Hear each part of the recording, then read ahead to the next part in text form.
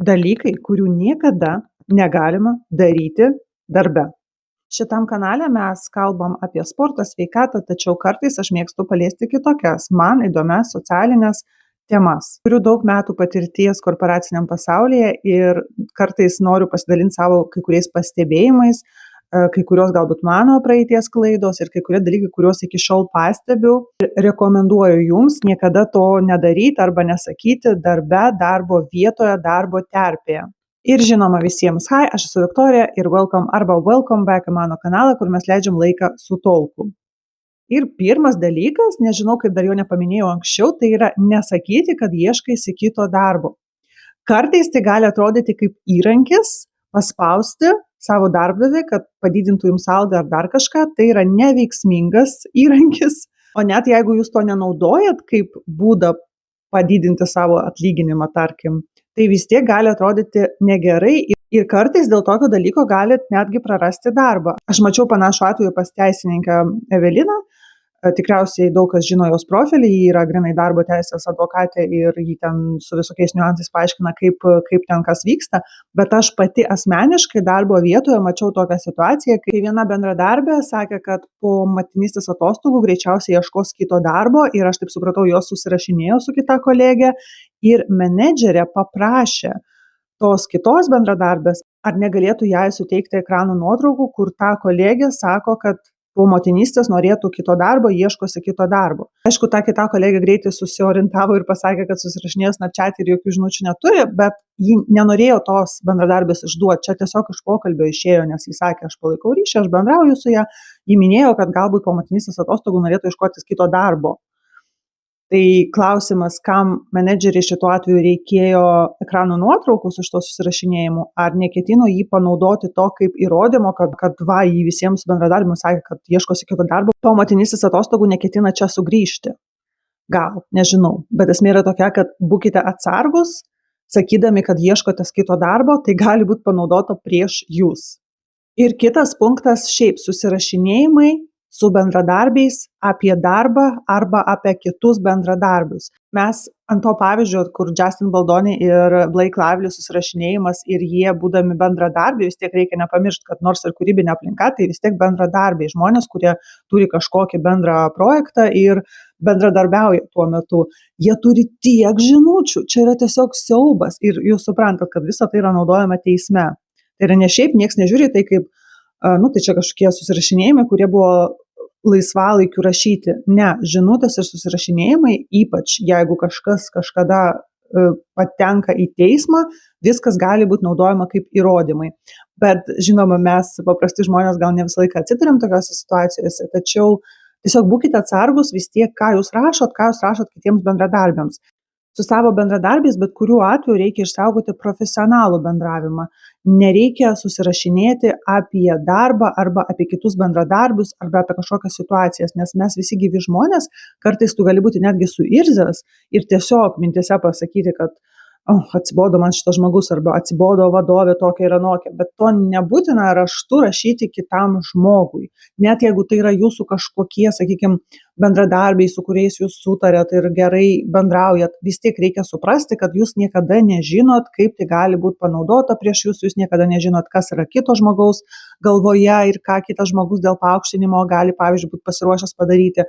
Aš žinau, kad kartais mano tokie pasakymai skamba lyg, nieko nepasitikėk, su nieko nebendrauk. Aš pati esu labai komunikabili ir visą laiką visose įmonėse, kur dirbu, su visais labai gerai sutariu ir bendrauju. Tuosme, man patinka bendrauti, aš neįsivaizduoju, kaip aš ateičiau į kolektyvą ir tiesiog nebendraučiau su nieko. Man svarbu bendrauti ir man labai svarbi, nors aš ir suprantu ir visą laiką pabrėžiu, bendradarbiai tikrai ne draugai, tikrai ne šeima, bet man svarbu turėti tą gerą, draugišką aplinką darbe. Man patinka kažkokia sveika konkurencija, bet šiaip aplinka man patinka, kai yra draugiška. Tiesiog reikia suprasti, kad profesionalioje terpėje asmeniniai susirašinėjimai ir asmeniniai santykiai, jie vis tiek turėtų būti tokie, sakykime, likti profesionalumo ribose. Dar vienas labai svarbus dalykas tai yra būsto aplinkybės. Tavo asmeninės aplinkybės. Ir atrodo, kaip tai įtakoja, labai įtakoja.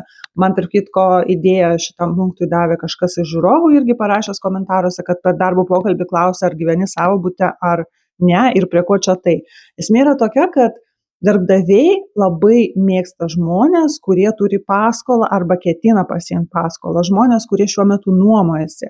Ir jeigu jūs turit savo nuosavą būstą, tarkim, jums pasisekė, jums tėvai padovanojo būtą arba liko iš močiutės kažkoks būtas, kuriame jūs laisvai galite gyventi nemokėdami nuomos ir neturit paskolos. Be abejo, yra skirtingų situacijų, tačiau jeigu yra darbo vieta, kur pretenduoja 20 žmonių į tą pačią darbo vietą, žmogus, kuris sako, kad neturi savo būsto ir ketina ateityje imti paskolą, atrodo geriau, nes tai yra žmogus, kuris atėjęs į darbo vietą, pasiims kažkada paskolą ir jausis kaip pririštas, kaip žmogus, kuris bus įpareigotas dirbti. Jis turi kažkokią atsakomybę iš išorės prieš, sakykime, banką. Jeigu žmogus turi savo nuosavą būstą, darbdavys jį žiūri taip, kad jis neturi nuolatos mokėti paskolos, jam nereikia mokėti nuomos ir šitas žmogus turi labiau atrištas rankas. Jeigu jam kažkas darbe nepatinka, jis gali bet kada išeiti.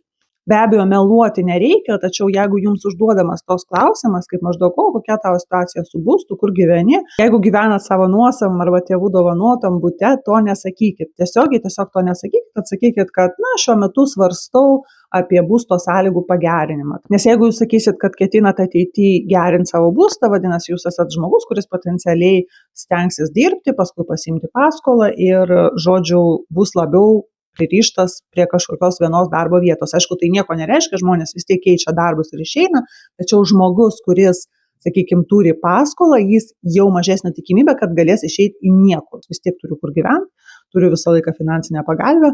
Žmogus, kuris turi paskolą arba nuomą, dažniausiai neturi galimybę sukaupti tos finansinės pagalbės. Dėl to aš rekomenduočiau, ypač per darbo pokalbį, tiesiogiai nesakyti, kad jūs gyvenat savo bute, jeigu jūs iš tų laimingų žmonių, kas gyvena savo bute.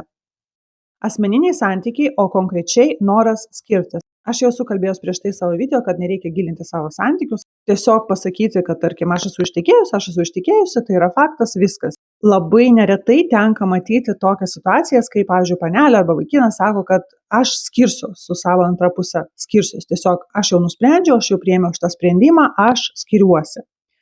Ir tai visą laiką atrodo labai blogai. Gyvenime pasitaiko įvairių situacijų, todėl ir sakau, jūs galite tai planuoti, bet jūs nesakykit to garsiai visam kolektyvui, nes paskui prasideda vis tiek šnibždėjimas už nugaros, kad jinai tai pasakė dėl to, kad jai patinka tas bendradarbis, vien dėl to sako, kad paliks savo partnerį, dėl to, kad laisviau jaustosi, kad flirtuoti su to bendradarbiu, kad visi žinotų, kad lyg čia nieko blogo, nes jinai vis tiek jau nusprendė su savo partneriu išsiskirti, tačiau vis tiek su to savo partneriu gyvena, nors jau N kartų sakė, kad tikrai sprendimas jau priimtas, jau tikrai išeina. Labai neprofesionaliai atrodo, kai tu sakai, kad tu skirsies, o paskui neišsiskiri ir kažkoks gaunasi toksai hot mess. Darbo aplinkoje tai yra didžiulis ne. Ir dar vienas toks last but not least dalykas, tai kalbėti blogai apie savo praeitą darbovietę.